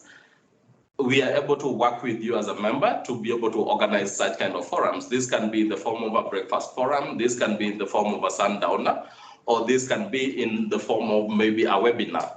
So of course, where we also come in, if it's a webinar, we'll work with you to make sure that we're able to customize the topic to what suits your need as an organization or as a member. And of course, for an activity like that, it would attract a particular fee, but of course the fee is biased in the sense that as a member, you get to enjoy certain discounts which non-members do not have access to. Apart from that, also we have a forum called Women in Manufacturing. I am sure some of you may have heard about it. So Women in Manufacturing is a caucus within the association that is focused on creating awareness and also helping in mentorship of women-led businesses or women-owned enterprises. So normally for women in manufacturing, we have programs. Sometimes we have, of course, in every March, we have a gala dinner, and then after the gala dinner, we have activities that run within the year, sometimes mentorship programs, fireside chats, or all sorts of trainings depending on which partners we work with to make sure that those are a success. The communications unit manages the WIM program as a whole. So that's also one of the activities that we do. And of course, there is, the last one is ESG program. Environmental, social, and governance program. So, of course, this is a key initiative that also that touches on sustainability of businesses. And of course, as an association, we're keen to make sure that all the manufacturers are remaining sustainable, and by extension, all our members. So as an association, we have certain ESG programs that we undertake. So like currently we have a current running partnership with Kenya Forestry Service, where we're trying to also participate in making sure that we encourage everyone in the country to plant as many trees as possible. Of course, our members leading the initiative. Last year, we also had a humanitarian initiative where we were able to mobilize members to raise about 104 million, which we were then able to distribute to be able to help during the drought crisis. So as an association, we have a lot within the ESG, or a lot of ESG programs that we undertake. However, I'd like to clarify that our ESG programs, here we call them ukamilifu. Ukamilifu, the K in the word is capital, A is also capital, and M is also capital. So of course that in essence should read more like being part of CAM family. So we normally tend to focus on 4 pillars. Pillar number 1 is a green world. So in our ESG program, we aim to make sure that we're working together with our members to achieve the lowering of carbon footprint. So of course we have initiatives like the afforestation that I've already mentioned, and of course we also work hand in hand with one of our centers within the organization, that is Center for Energy Efficiency and Conservation, to make sure that we are, of course, promoting new technologies that are ensuring green world, like clean cooking, for example. And of course, we have other technologies like e-mobility. Then number 2 is a futuristic world. Of course, this is related to Industry 4.0, where, of course, we're working to make sure that we're encouraging adoption of new technologies that are able to make businesses more efficient, and thereby making sure that we are more profitable and sustainable. And of course, number 3 is an inclusive world. So of course, this is where now our caucuses like women in manufacturing falls in. So gender diversity, of course, is a very key aspect in manufacturing, and we're just not looking at it from the top in the sense of gender in terms of owning these enterprises. We're also looking at it in terms of how gender affects the management of these enterprises. So it goes beyond just owning the business. Of course, for us as prospective members of the association, we may be having women players within our various organizations. So of course, we have programs where we're then able to discuss some of the factors that are affecting aspects like that, and making sure that we're able to continuously embrace diversity within the industry. And of course, the last one is a sustainable world. This should be basically focusing on embracing new innovations that are making sure that the industry is able to expand and also is able to become more efficient in its operations. So lastly is to mention that, of course, the most important bit is we are the unit that is tasked with making sure that you have information on everything that is happening within the association. That infrastructure falls within us, And of course, we have a number of platforms that we use to make sure that that is a success. The first one, of course, the emailing platform. So we'll be sending emails to the various emails account that you're going to be giving as you come on board, and we'll make sure that we're able to give you as much content there as possible. But apart from that, we also maintain the organization's digital media platforms, that is the website and also our social media accounts. So you will always find information, current information on what's happening, what is about to happen, or what probably has happened on those various platforms. Any question on communication? That marks the end of my presentation. Thank you, Silas. We do a lot here. And for that to be captured, needs the expertise of the likes of Silas to communicate to the world that, okay, KM is on top of these things. Now, from the units, I think that marks the end of the presentation. The next bit is actually why we're here. And it is just to take you through the joining process of CAM. As earlier mentioned, we do have the three broad categories of membership. We have the ordinary membership, which is the manufacturer and value-add industry. We do have the associate members, who are people who don't do manufacturing but are interested in manufacturing. And then we do have the SME category. Those are manufacturers who are just starting up with that below 10 million turnover. So I'll proceed and share with you some of the forms so that maybe you can just, I know Ross has possibly shared this with you, but I'd just like to explain a few things so that when you choose to fill the forms, it's going to be easier for you. And it is going to also be easier for us to process your applications.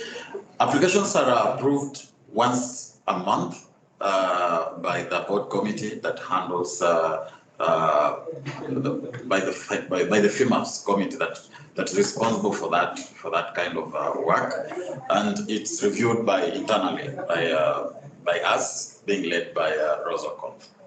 So I'll start with the ordinary membership forms. Just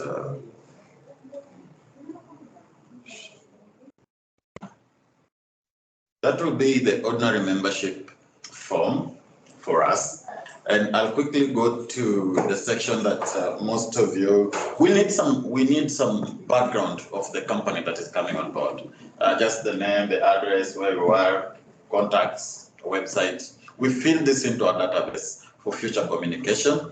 We'll also always need to know the nature of business. The reason we want to know that is because we want to place you in a sector. If you're making leather, then we have to know that is where you fall, and we'll put you there. The physical location, there are times when you need us to come and visit you physically, just to get to understand what you're doing, challenges. We intervene on almost anything that touches on your business. The reason you're joining KM is our policies, you should be able to focus on your core business. If it is nuts you want to process nuts, look for the market, grow the industry. Anything else that's going to hinder you from that line, then it becomes our responsibility. That is why some of our colleagues will even intervene in pushing for a road to be constructed to your factory. We don't mind intervening if Kenya Power is not responding to a blackout that has lasted for an hour. And actually all our CAM members are in WhatsApp groups, Kenya Power specific WhatsApp groups, where they report issues if they are taking longer to be resolved. So our focus is anything that's going to affect, even if it's water that's not being pumped to your factory, then it becomes our problem.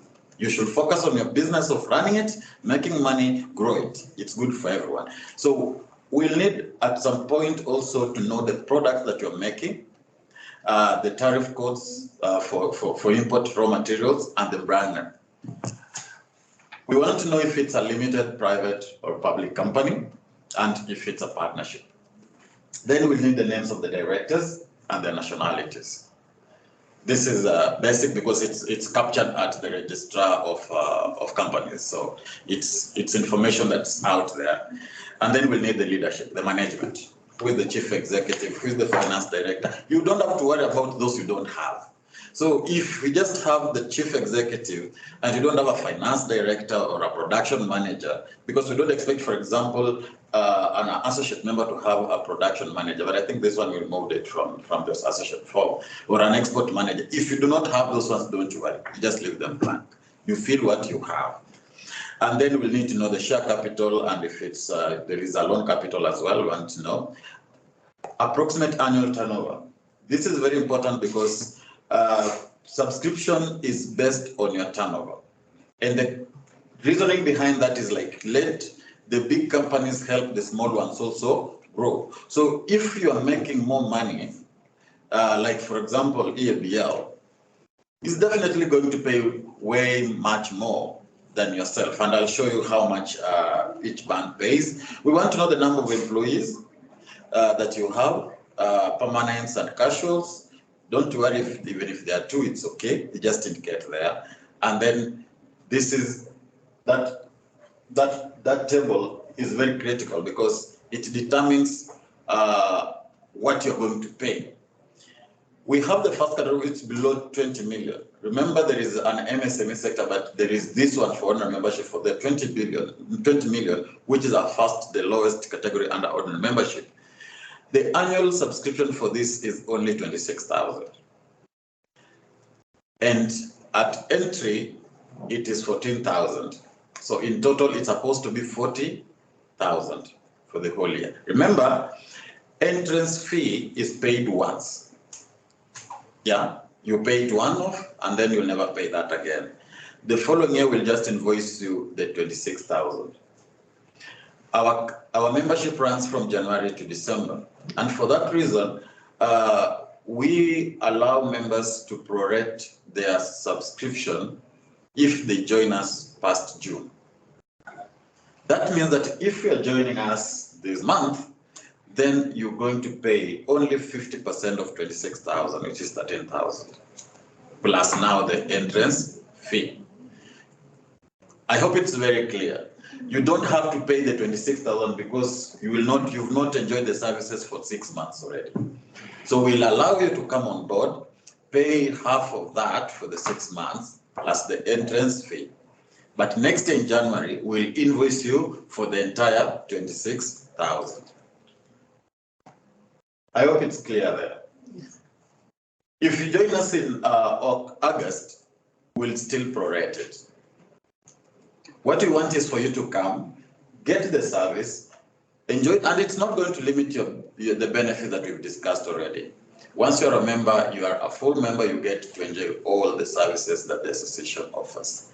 And then the next year, we're going to invoice you based on that. And if you move to the next level of turnover, like for example, this year your turnover is below 20 million, and then next year it is 50 million, then we'll upgrade you to the next band.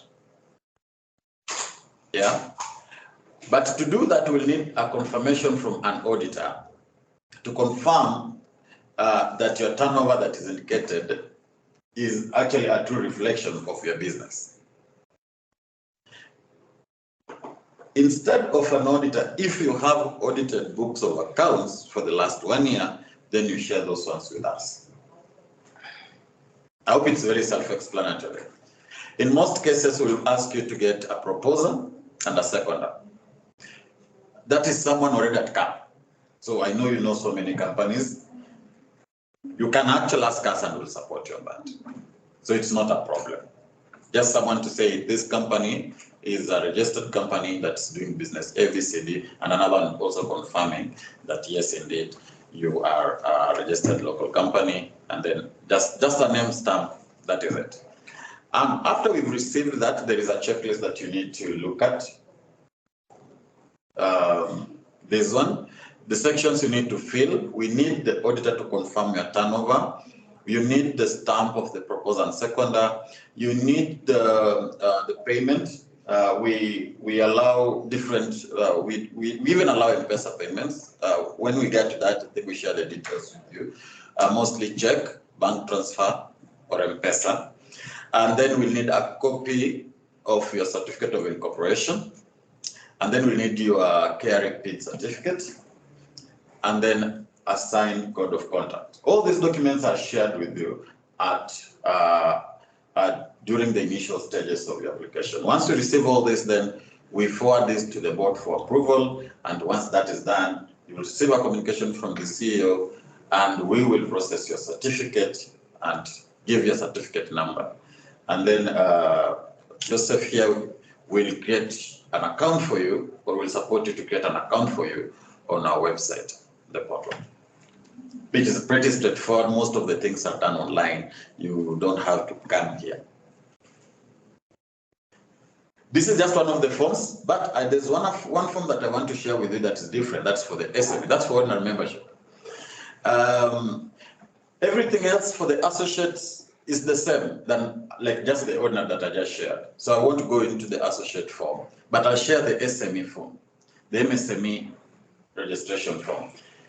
And the only difference here will be mostly on the turnover. We don't have bands here.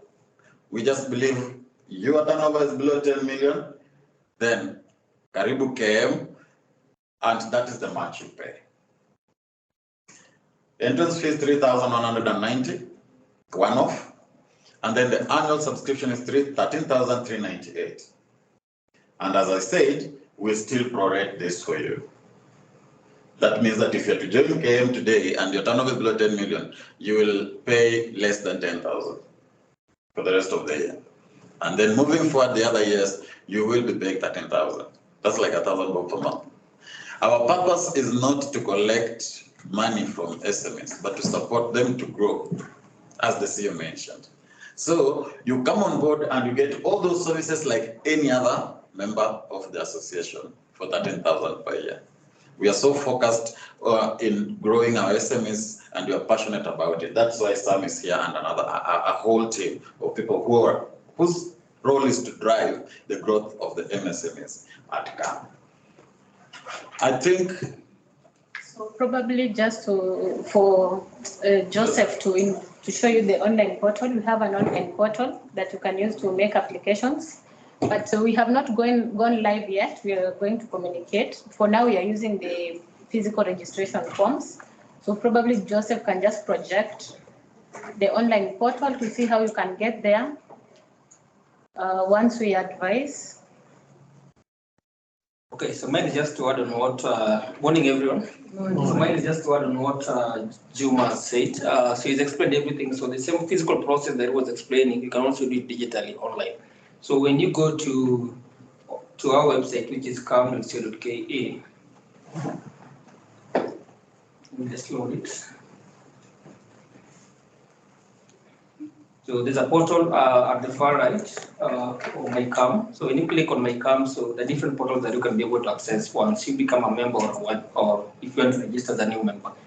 So when you come to new member registration, we'll redirect you now to the portal where you'll be able to create an account. So let me just sign out to show you where to lead you to. We already a logged in account.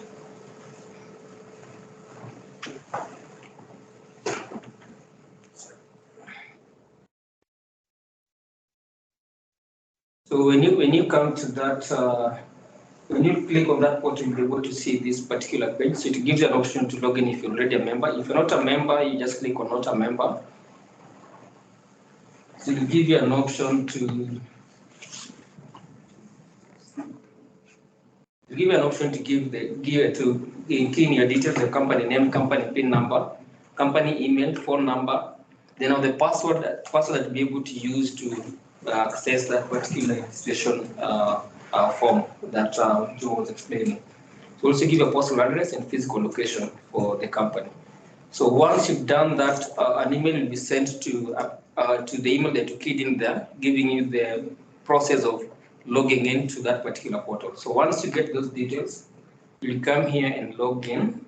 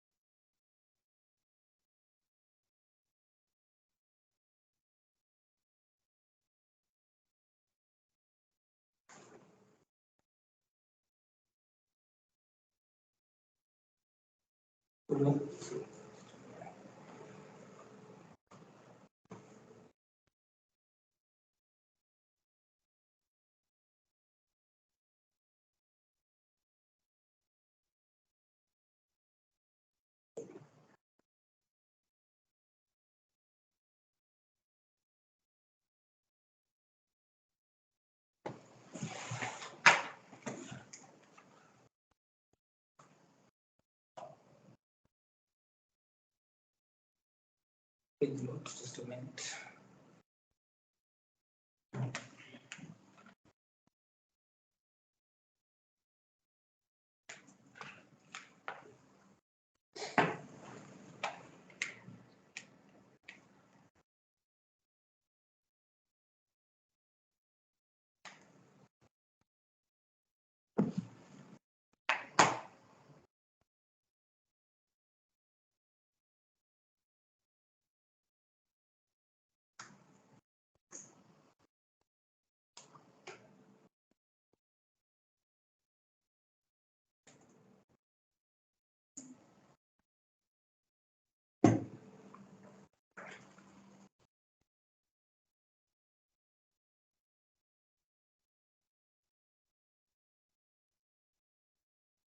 So once you log in, you'll be able to see this page. So this page has instructions that will show you on the process responsible. So everything that Job explained is the same process that you'll be able to do online on this particular platform.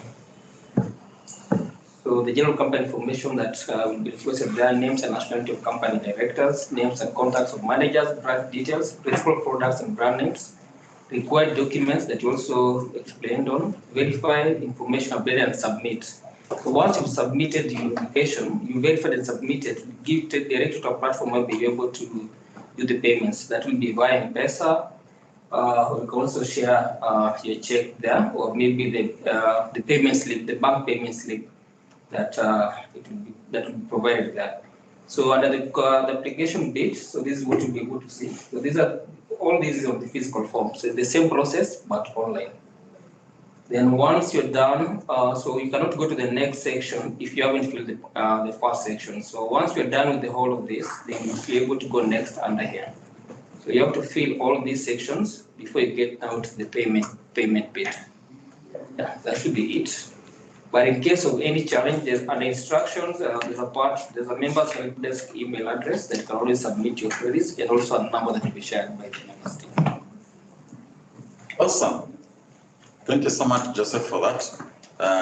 We try to make life easier. Already, remember that face that Davis shared. Everyone is already stressed, so running a business can make it worse. Now, the questions we've been asking for, any clarification, questions, expectations, or comment? I know we were joined by other people late after the meeting had started and after the introductions. If you're online, we'll ask that you just type in your name and company. If you are, I can see from boardroom 2, I think a new face, maybe they can introduce themselves, the company they're from. And yeah, then we have Daktari here with us. We'll ask her to introduce herself, we also don't know her. Yes, we are seeing you. Can you proceed, madam?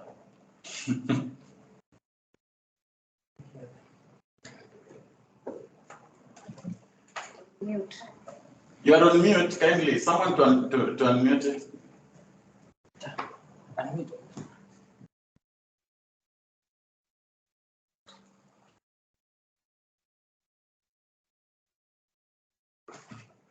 Good morning, everyone. My name is Nancy Wanjohi from Leopard Enterprises Limited. Glad to join you. Thank you so much for joining us today. Any other person online that didn't introduce him or herself?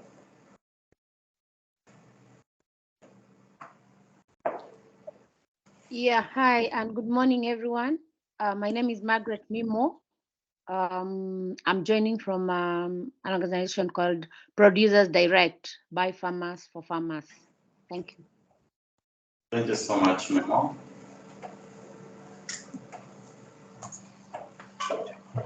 Dr. Good morning, everybody. Good morning. It's Barbara Marco. farm, very many farms. By Pardon? what does it do? Very many farms. We are doing mostly the business. We're happy to have you. Good morning. I think I also didn't by myself when others were introducing themselves. My name is Wahome Kariuki from Sasa Cosmetics. I'm in manufacturing of cosmetics. The brand is called Setos. Thank you so much. Karibu sana Kaya. Asante. Okay, if there's no question, comment, would like to, oh, yes. Oh, also, my name is Nancy Mwangi. I'm currently working, but hoping to join the manufacturers in cosmetics, and I've listed a company, Plenty Creations. Thank you. Karibu sana. So probably Q&A. Anyone with any question? I have a question. Yes. Now, for the presentations, especially for Samuel, under the SME development, he mentioned other entities like SME hubs. Now, once I become a member, do I pay extra or is inclusive? And also for the guy who did the communication, there's also women in manufacturing. So I want that clarified, please. To join those platforms, you don't need to pay any extra fee. Ideally, once you join membership, it's catered for once you pay the membership fee. So you just join those platforms. That is an added benefit for you, and the same applies to women. That's the women in manufacturing. Yeah. Yes. My question directed to Sam also. You mentioned that on the 27th of July, there's going to be a forum for contract manufacturing. So is that for members only, or also we can join? And also, what is it about mainly? Contract manufacturing covers especially certain companies request the services. I'll use an example of the supermarkets. Ideally, some of their products at the shelf are written Naivas, sugar, but ideally they're not. That's an example. Like, it's not their own. We don't produce it, but they might contract a company to do that for them. So that is contract manufacturing. So we are looking at it from a point of an SME and a point of a large corporate, so both ways. Because even you as an SME, you can seek the services of somebody who has the facility to contract manufacture for you. So it looks at both ways. This one specifically at the moment is for members within the KM network. Yeah. Thank you. Yes, my question was, I would like to find more clarification about product development and how it's conducted, and is it a paid up service, all that? That's an ad hoc form of training that we do. We seek partners who can support in terms of product development as well as trainings. We organize trainings in which you're trained as to how to go from the ideation stage to implementation to actually the product going to the market. So that's an ad hoc in terms of when we organize it. So once it's organized, I think you said you're in the food processing sector. So ideally, when we do that for the food processing sector, we send it out to all the SMEs within that sector, and we ask you to join a training session. Ideally, it's training, but we do have partners who can support in terms of helping you throughout the processes and stages of program development. So that's how we do it. It's ad hoc, but in case you need such, you can still reach out to us, to Rose, and she can connect you with me, and then we can see how to support you in that. My question was, My question was with regards to, one of the things that was very clear when the organization is large, and a lot of things are happening. So once we are onboarded, hopefully, how do you begin, for example, to get into women in fund manufacturing, the SME hubs? Who are the link persons? How does that work? Because you could get into something very big, then you don't know how to. I think I mentioned that within the association, there are more than 70 employees. Yes. All these people handle different things. That's why I said there's no expert who knows everything. So it depends entirely on what you need support on. All of you will not need legal support. All the 1,300 will not need export facilitation. It's specific on what you ask. And when you come on board, you will be put in a sector or further down there in a subsector. So you'll find that, yes, you are a member of CAM, which has 1,300 members. You are in leather sector that has, let's say, 30 companies. But I don't know, I know we don't have the shoes subsector, but I want to use that example. Possibly you are in the shoes subsector and you're only 10. And there is someone now that handles that small group specifically. So you'll find that you have an exclusive officer that will be taking care of your issues. Even if it's something that has to be escalated to the board level, it has to start down here from the sector. And also we have chapters. So if you are, for example, in Nakuru and you need support, your first contact person will be the regional coordinator in Nakuru. So from there, then the issue comes up all the way. That I got. What I was asking is, what's your in? For example, will you know who are you supposed to get in touch with if you want any other? Absolutely, because the 70. Yes. Yes. You have the sector officer, contact person is there. But if you don't know where to start at all, there is a help desk, a member's help desk, with a dedicated officer whose job is to direct those concerns to the respective people, to the people within the organization. He has an email and he has a phone number. So you just call and explain yourself, and then he will know where to direct you. Yeah. Maybe also to add on her question, we also hold induction for new members. So we'll be able to provide now the clear direction. We'll introduce you to your sector coordinator. Once you're onboarded, there's a confirmation email that we send. Then we link you now to the sector coordinator, and depending on where you're located, you'll be linked now to your regional coordinator as well. Yeah. So we always provide that linkage. You will not get lost somewhere. Yes. No, you won't. Yes, please. I suggest that I'll find a room for him for a small discussion, because he needs an issue to do with the stickers, to the excise stickers. And probably I need to get some details and some insights from him, and also have my take on that. He's here, you can have that discussion immediately after this meeting. Right. Yes. I have a question from this end. Yes, please. Yes, we have a question from this side. Please proceed. Okay. My question is regarding textile and apparels. We've noticed, even if we want to join that group, Kenya, we don't have the raw materials. We have to import the raw materials and make the clothing. Is there a way that CAM can help us get the raw materials that locally we can be able to get it and manufacture clothing and whatever? Or do we have to continue importing from other countries? Davis. Yeah, thank you. So what happens is that not maybe every material will be available, because we know that our value chains, for example, the cotton value chain is still growing, and so not much is made locally. But there are provisions for you to get materials at lower duty rate. So that is what I was talking about, the duty emissions, for you to manufacture specific clothing. However, depending on what exactly you are looking for, we may also connect with the sector, so that we might understand what you want and whether it's available. If it's available, obviously you will be able to get it from, we'll be able to be connected to the manufacturer responsible for that. Okay.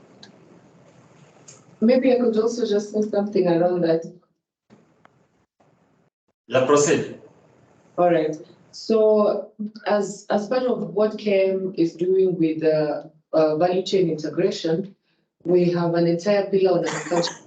And what we are saying is we would like to link the manufacturers as an end-to-end kind of a win, because we want to be able to see how is it possible that you can source your inputs locally, looking at what the government is prioritizing around value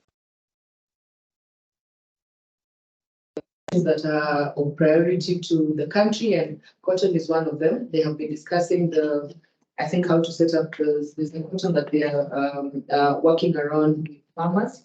So we want to work together with the end-to-end kind of government initiative. And already CAM is working with the government around the idea of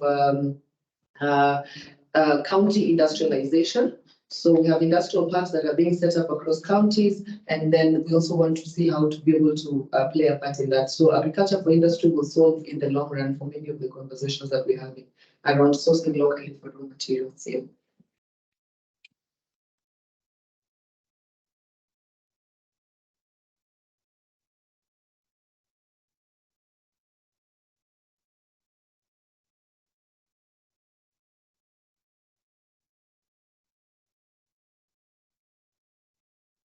Okay, thank you for that clarification. Meanwhile, your hand is up. I'll come back to you. Yeah, thank you. Thank you so much for this forum. I think I'm attending it for the first time, and it's quite a lot that I'm learning. So my question is probably maybe if it was addressed before maybe it was presented, maybe whatever was presented before I joined up, because I joined slightly late, is I just wanted maybe to get some guidance or clarification, specifically like on membership for, I've just like had one of you respond to someone on contract manufacturing, and you mentioned about NIVAS, which is like, that's more of like maybe a big corporate or so. But I'm looking at a situation where like SMEs doing like contract manufacturing. For example, for us as producers direct, we are in honey. We deal, yes, with farmers. We work with farmers. And when they produce the honey, we don't have like the processing facility. So we contract someone to do for us the packaging. So as in we work through the whole value chain, but when it comes now to we for us the processing and the packaging. So in that case, for like as we want to get into membership with CAM, how would we be considered? At maybe at what category or what entry are we considered as members?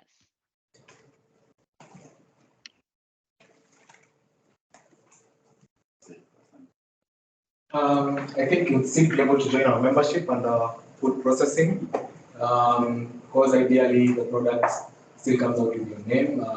You're still a manufacturer to an extent. So you fall within our food processing sector.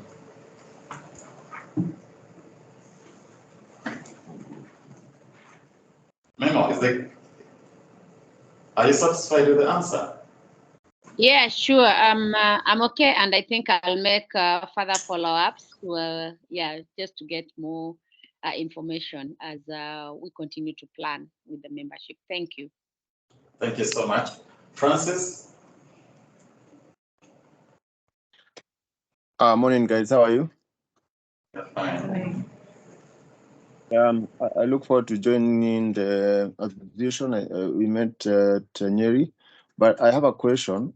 I can see the vision that the association has to grow the percentage, the manufacturing that is contributing from 7%. I think you mentioned it's 7%. That's 7.8. Hello, you mentioned the 7%. Yes, it's 7.8%. Yes. I first of all, I want to say I'm grateful that I was able to attend the meeting in Nyeri, because out of that I was able to network and meet even people from KIE, whereby at the moment we have been having some extended conversations on maybe the funding. But I want to ask, when you look at it, the growth of businesses in most of the developed countries has been because of what we call the venture capitalists and the angel investors. I think in Kenya, it has been very big in the technology sector, the ICTs, of which we have seen most of them have just been just out of, I don't know the word to use. Later they have, when you look at the one which was, doing the food deliveries, was it called Kura or something? Something. So my question is this: when it comes to the manufacturing end, and especially for the upcoming SMEs, I don't know what does the KIM have? Does the association, does CAM have any future plans on working how the industries, from especially upcoming SMEs, can be able to be connected with these venture capitalists who, when it comes to this side of the world, I think the biggest companies are in manufacturing and even ICT. Do you have such kind of arrangements whereby you have got venture capitalists who are interested? The reason I ask that, I know a lot of Kenyans, we have a culture of holding the company within the family and all that, but I believe that to go to another level, you have to open up to other partners to come on board. So I wanted to know, do you have any kind of such conversation going on? Those are two questions. I'll answer one. Yes, we believe that we can't do it ourselves. By ourselves to push the manufacturing contribution to the GDP by 20% by 2030. However, working with all like-minded stakeholders, especially the government of Kenya, it's possible and it can be done. On linking you with venture capitalists, maybe from outside the country, that's a program that we've not done. What we're doing right now is creating business linkages. However, if you need support, financial support, then we can as well do the connections because we partnered with some financial institutions that help support businesses move to the next step. Yeah. So I hope I've answered your question, Francis. We really let, but you had requested you had a question? Yes. Kindly. Okay, thank you once more. I think my question really resonates around the issue of you've done very good presentations, but less is talked about the medical manufacturing field in this case. So I'd like to know, for example, in my case at the moment, I'm in the import business, but I want to now upgrade to manufacturing sector, particularly manufacturing of dressings and switches. So I wanted to know, one, at this particular level, I have to become a member of CAM. At what level am I becoming? That's number one. Then number two, the issue regarding getting raw materials. At what point are raw materials considered locally manufactured and importing raw materials, say from China or India, to come and manufacture my goods here and supply to them? That's the second question. And then my last question is, in terms of certifications and the process of to start manufacturing. Is coming a question to help people who want to set up manufacturing plants here from initial stages up to takeoff, and then also linkages to the outside market. Assuming you are producing more than the market consume, can you link up to market within East African region and then even the continental market? The last question, the answer is yes. Support you put up the plant and get whatever is required, registration, permits, yes. We'll guide you where to go. If you get any support, either any of those departments from the county government where you need a single business permit, all the way to any other requirement that you're needed, based on the sector, you'll be guided. You said medical, that's a whole sector in itself at CAM, and there's a dedicated officer who handle that. So you'll be linked to the officer who will guide you on what you need. And if you have any challenges, sector-specific challenges, then you'll get the support from the sector officer or the sector chair and the leadership of that sector. So yes, the support is here. If you are fully importing, then you don't qualify to join KIM. We encourage only manufacturers and value-added industries. So if you are importing medicine and you don't do any local manufacturing, then someone else had asked about traders. No, we don't. So if you bring bales of clothes from India, China, and in combined, then you sell, then there is little value addition that you do. And we are pro manufacturing and value addition. Thank you so much. I'd like to ask Sam to give us a vote of thanks and close the meeting. Excuse me. Yes. Just a quick one. Now, for this presentation, can we get a write-up or send it to our emails or? Which one do you want? Like what Sam was presenting, all the presenters. Yes, we can share them on email. Okay. They have your contacts. Samuel, kindly. Frankly, thanks a lot to our prospective members. We really appreciate you. I think I will not overemphasize what the CEO said at the beginning. We are not bringing you on board to get subscriptions. There are lots of other avenues that you can use to network. But the value that you want to get from you out of our membership is really growing the manufacturing sector and by extension, job creation and wealth creation for majority of the Kenyans. So asanteni sana. Like always, Rose is the contact person for recruitment. She'll be at hand to follow up with you. And once you join, Robert Ogaro is the one who is in charge of, is the accounts executive. So over and above your journey, when you are joining on board, Rose will be able to take up your expectation. Then Robert Ogaro is the one who will be keeping track to ask you whether we are meeting expectations or if there is anything that will need to change. So otherwise, just to appreciate each and every one of you. For those who are physically present, we have tea for you. For those who are not physically present, we welcome you for tea, but at your own cost. Thank you so much. Yeah, tea is served. Feel free, network. Sorry, we have taken a lot of your time, 30 minutes. But I believe it was worth it. So we have started registration with a few of you. I have some forms for a few who have already signed up. So just to call out on the rest that we've been talking. So I hope this meeting has now closed or given a good push towards closing on the registration. So I'll keep in touch just as Samuel has mentioned. Thank you so much to our online team as well. We appreciate your time. Thank you. Thank you. Bye. Bye. Okay.